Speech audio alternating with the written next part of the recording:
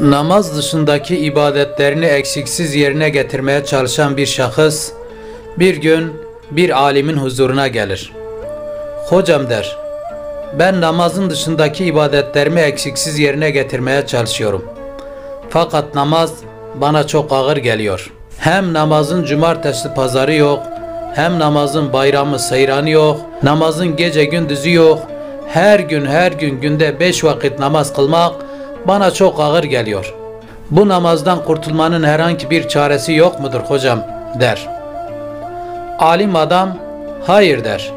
Eğer ayakta namaz kılamıyorsan oturarak kılarsın. Eğer oturarak da kılamıyorsan uzandığın yerde yatarak kılarsın. Namazdan kurtulmanın herhangi bir çaresi yoktur. Siz gene de derinlemesine bir araştırın.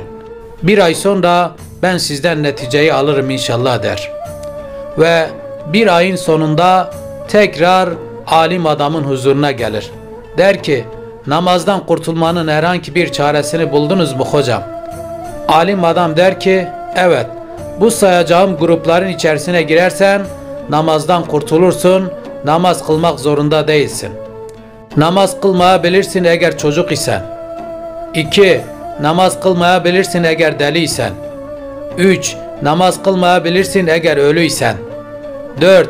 Namaz kılmayabilirsin eğer hayvan isen. 5. Namaz kılmayabilirsin eğer kafir isen.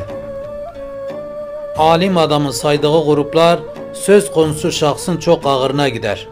Ve öylesine bir namaza başlar ki asla terk etmez. Namaz darda koymaz. Eğer iman varsa imkan da vardır.